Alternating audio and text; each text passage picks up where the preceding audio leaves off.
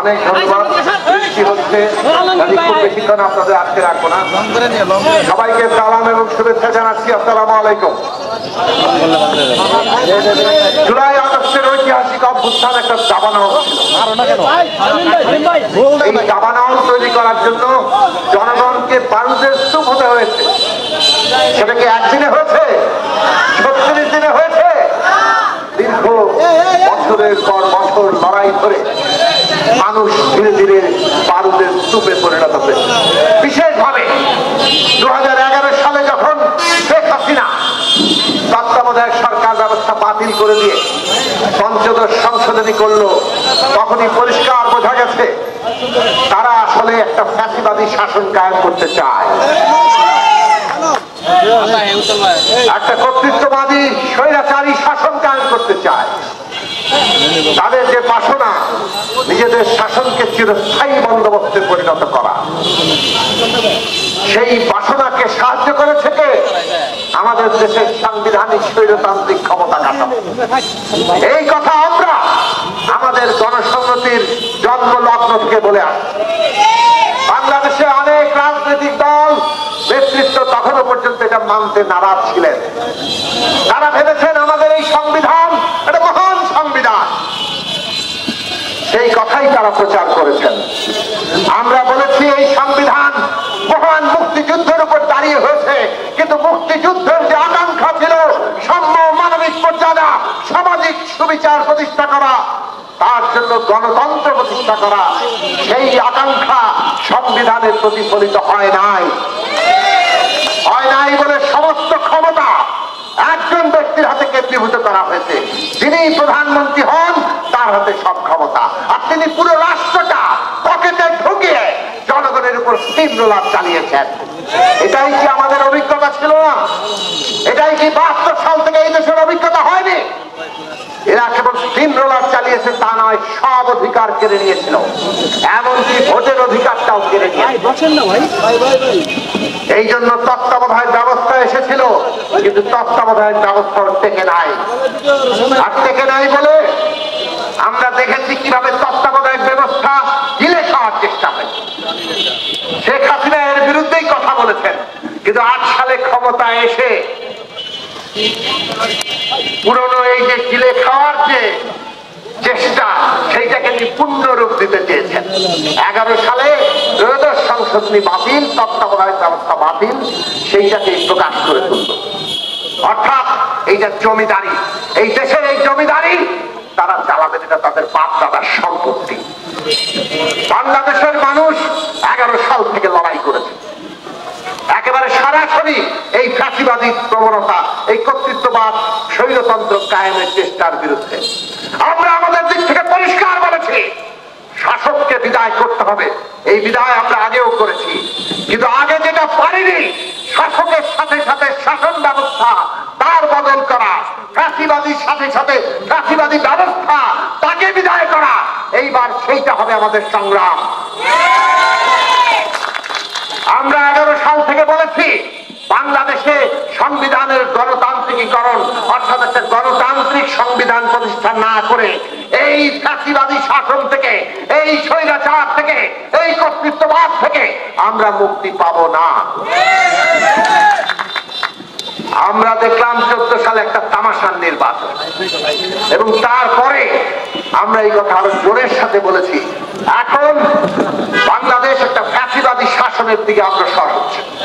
এবং এই কারণেই ফ্যাসিবাদী শাসকের সাথে সাথে যদি ফ্যাসিবাদকে, পুরো ব্যবস্থাকে আমরা বদলাতে না পারি, তাহলে বাংলাদেশের মানুষ এই লড়াই আর আসবে না। খেয়াল করে দেখুন, 14, 15, 16, 17, 18 সাল ধরে লড়াই হয়েছে, কিন্তু আমরা যেইভাবে লড়াই হলে মানুষকে নামাতে পারতাম, আমাদের অনেক আত্মত্যাগ হয়েছে। বিরোধী দলের নেতা কর্মীদের উপরে হামলা, মামলা, গুম, খুন, অত্যাচারের কোন সীমা ছিল না, রাশের রাজত্ব কায়েম হয়েছিল। কিন্তু জনগণ তখনও খুশি ওঠেনি, কারণ দাবানল তৈরির জন্য মানুষের যে বারুদের স্তূপ পাওয়া দরকার, সেই স্তূপের তখনও পর্যন্ত গঠিত হচ্ছে। কিন্তু স্তূপে তো একটা স্ফুলিঙ্গ লাগে, বারুদের স্তূপ আপনা আপনি দাবানলে পরিণত হয় না।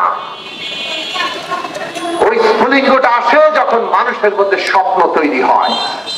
18 সালের নির্বাচন থেকে আমরা পরিষ্কার করে বলছি, বাংলাদেশ এখন যে জায়গায় এসেছে, একটা নতুন জাতীয় সনদ, একটা নতুন সামাজিক রাজনৈতিক চুক্তি ছাড়া বাংলাদেশ অগ্রসর হতে পারবে না। এগুলো সবকিছু আমরা জনসম্মুখে, জনসভায়, আমাদের কর্মসূচিতে, সমস্ত রাজনৈতিক সম্মেলনে আমরা পরিষ্কার করে বলেছি। তখন আপনারা জানেন যে বিএনপির নেতৃত্বে একটা জাতীয় ঐক্য ফ্রন্ট গঠিত হয়েছিল। ডক্টর কামাল হোসেন সেইটার সভাপতি হয়েছিলেন 18 নির্বাচনের আগে, আপনারা অনেকেই মনে থাকবে।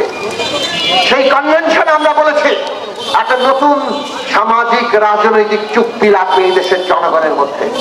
কেননা যে রাষ্ট্রটা আমাদের আছে, এটা যে চুক্তির বলে আছে, এই রাষ্ট্র দেশের বেশিরভাগ মানুষ, বেশিরভাগ দল সবাইকে রাজনৈতিক ব্যবস্থার বাইরে ছেড়ে ফেলেছে, খেলার মাঠের বাইরে ছেড়ে ফেলে দিয়েছে।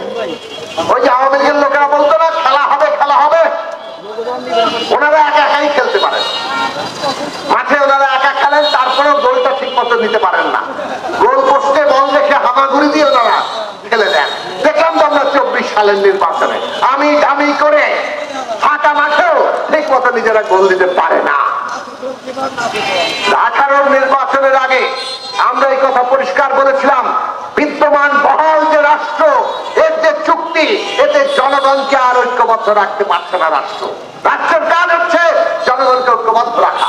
সেই রাষ্ট্র দেশের বেশিরভাগ মানুষকে আজকে রাষ্ট্রের বাইরে নিয়ে গেছে, মানুষের অধিকার থেকে বঞ্চিত করেছে, তাকে খুন খুন, হত্যা, হামলা, মামলা আর রাষ্ট্রের রাজত্ব কায়েম করে শাসন করতে চাইছে। এই ব্যবস্থা আর বাংলাদেশকে ঐক্যবদ্ধ রাখবে না, এই ব্যবস্থায় বাংলাদেশও আর এগোবে না। 18 নির্বাচনে সবাই গেল, শেখ হাসিনা কি নির্বাচন দেয়, অনেকটা সেইটাও সামনে আবারও হাজির করার জন্য আমরা দেখলাম সবাই মিলে এই ব্যবস্থার অধীনে ওই রাতের ভোটের ডাকাতি ছাড়া আর কিছু সম্ভব না। 18 সালের পরে বাংলাদেশের এমনকি প্রধান রাজনৈতিক দল বিএনপি সহ অন্যতম প্রধান দল, তারা সহ উপলব্ধি করতে বাধ্য হলেন এই ব্যবস্থায় আর নির্বাচন হবে না। এই রাষ্ট্র ব্যবস্থা টিকিয়ে রেখে আর কোন দিকে আমরা অগ্রসর হতে পারবো না। সে কারণে যখন আমরা এই কথাগুলো বলে আসছিলাম, উদ্যোগ নিলাম, আমরা দেখলাম বড় দলগুলো সাড়া দিলেন এবং তারা এগিয়ে আসলেন এবং তারা বললেন যে হ্যাঁ, রাষ্ট্র ব্যবস্থার মেরামত করতে হবে, সংস্কার করতে হবে। এইবারের অভ্যুত্থানের ওই দাবাল মানুষের যে ধীরে ধীরে তার যে বারুদের স্তূপ হয়ে ওঠা, সেই বারুদের স্তূপের মধ্যে স্ফুলিঙ্গ আকারে আসলো একটা স্বপ্ন, একটা লক্ষ্য, যে এইবার রাষ্ট্র ব্যবস্থা বদলাবে। আমরা লড়াই করেছি, কিন্তু তখনও শেখ হাসিনার পতন ঘটাতে পারেনি। এই স্ফুলিঙ্গ সত্যি সত্যি দাবানল জ্বলে দিল, সত্যি সত্যি দাবানল তৈরি করলো যখন আবু সাইদ ওয়াসিমরা 16 তারিখে নিজের বুকে গুলি নিয়ে নিয়েছেন। দেশের তরে সমস্ত জনগণের মুক্তির জন্য তারা যখন নিজেকে উৎসর্গ করে এই দেশের মানুষের ক্ষোভকে চালিয়ে দাবানলে তারা পরিণত করে দিয়েছেন। কারণ একটা স্বপ্ন ছিল। আমরা দেখলাম ওই আত্মত্যাগ কিভাবে সারা দেশের মানুষকে ঐক্যবদ্ধ করেছে। মানুষ স্বপ্ন ছাড়া ঐক্যবদ্ধ হয় না। মানুষ একদিকে বারুদের স্তূপ হয়েছে, মানুষের সামনে স্বপ্ন তৈরি হয়েছে এবং সেইখানে যখন আত্মোৎসর্গ এসেছে সারা দেশের মানুষ ঐক্যবদ্ধ হয়েছেন। আমি কথা গুটিয়ে আনছি, কাজেই এইটা একটা ঐতিহাসিক অভ্যুত্থান। এইখানে যারা রক্ত দিয়েছে তারা আমাদের নতুন বাংলাদেশের যাত্রার আমাদের দিশারি। আজকে আমাদের এক শহীদের মাকে বলতে হচ্ছে আমাদের শহীদদের হত্যার এখনো বিচার হয় নাই, আমাদের শহীদরা রাষ্ট্রীয় মর্যাদা পায় নাই, আমাদের শহীদরা তাদের পরিবারের দায়িত্ব এখনো পুরো নেওয়া হয় নাই, আমাদের আহতরা তারা চিকিৎসা পায় নাই, কেউ চোখে অন্ধ হয়ে গেছে, কেউ বন্ধুত্ব বরণ করেছে, তারা এখনো চিকিৎসা পায় নাই, তাদের জীবনের দায়িত্ব নেওয়ার উদ্যোগ নাই। অন্তর্বর্তী সরকারকে আমরা পরিষ্কার বলতে চাই, অভ্যুত্থানের উপর দাঁড়িয়ে আছেন, আপনাদের উপর দায়িত্ব ছিল, প্রথম দায়িত্ব শহীদের রাষ্ট্রীয় মর্যাদা দেবেন, তাদের সবার পরিবার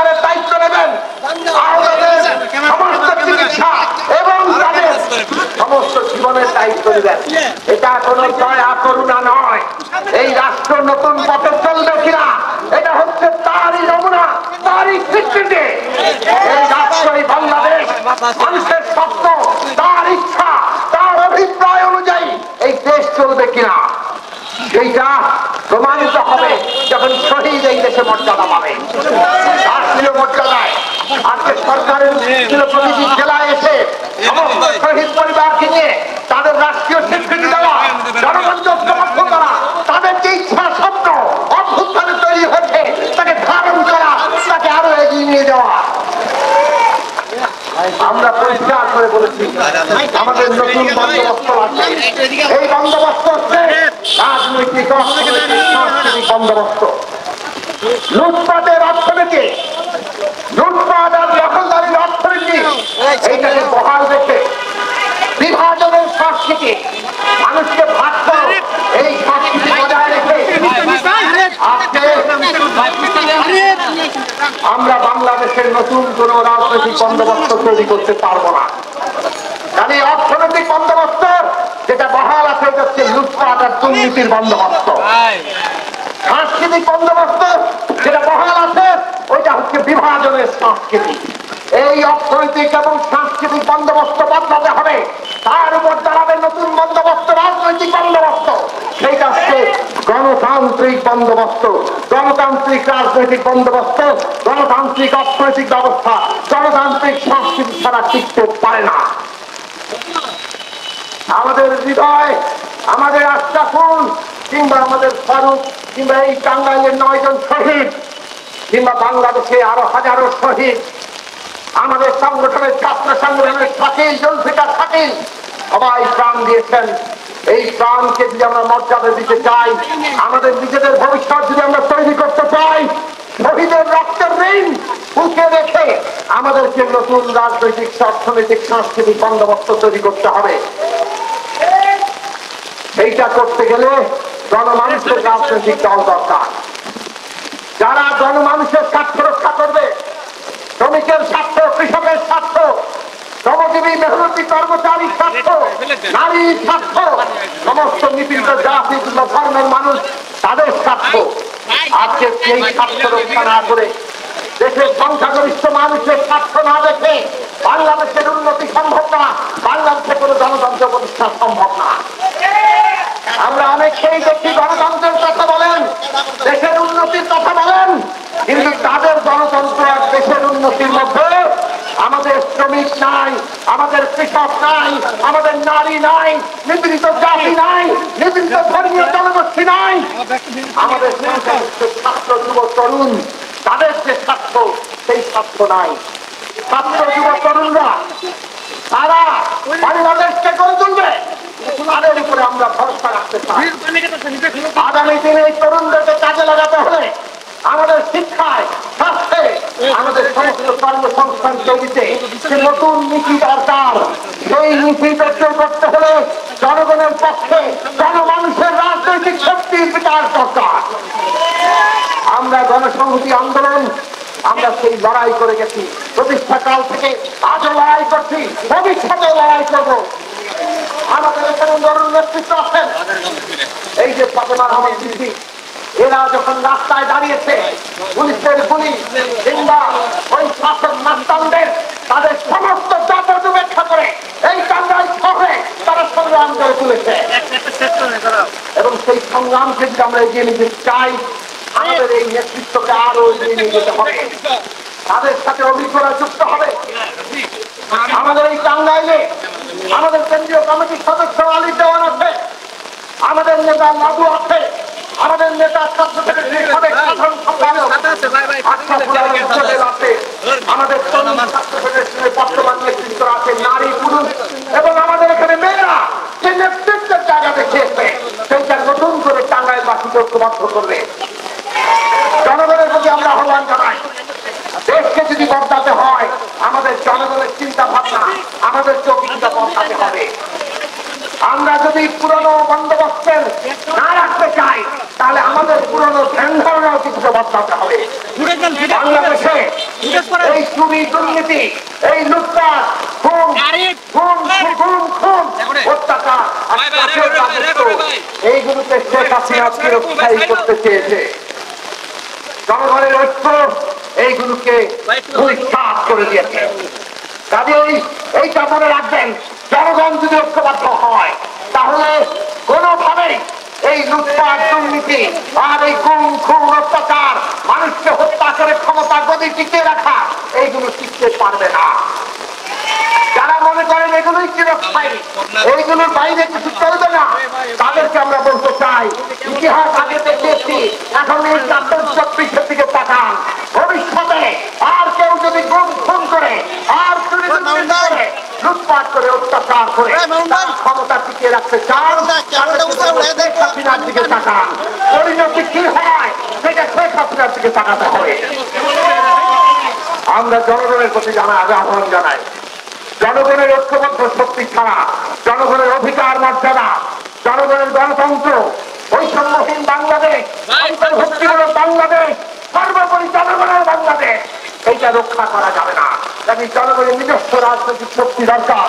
আমরা লক্ষ্মী মৌলানা ভাসানীর এই পবিত্র ভূমিতে মৌলানা ভাসানীর সারা জীবনের যে সংগ্রামের ধারা, সে ঐতিহ্যকে ধারণ করে গণসংহতি আন্দোলন লড়ে যাবে এবং সেই লড়াই আমরা আপনাদের সাথে থাকবো, আপনাদের ঐক্যবদ্ধ করবো, এটাই আমাদের অঙ্গীকার। সেই অঙ্গীকার রেখে আমাদের শহীদের রক্তবৃন্দকে ধারণ করে সকল শহীদের দিকে আমাদের গভীর শ্রদ্ধা জানিয়ে আগামীর বাংলাদেশ জনগণের বাংলাদেশ, আগামীর বাংলাদেশ অধিকার মর্যাদার বাংলাদেশ, আগামীর বাংলাদেশ বৈষম্যহীন এবং অন্তর্ভুক্তিমূলক বাংলাদেশ, সেই বাংলাদেশ প্রতিষ্ঠার জন্য সমস্ত মানুষের মুক্তির জন্য আমরা আমাদের যে লড়াই, সেই লড়াই অঙ্গীকার আমরা পুনর্ব্যক্ত করি। আপনাদের সবাইকে ধন্যবাদ। আপনারা যারা বক্তব্য শুনেছেন ফিরে আন্তরিক কৃতজ্ঞতা লড়াই চলবে। আমাদের শহীদের প্রতি আবারও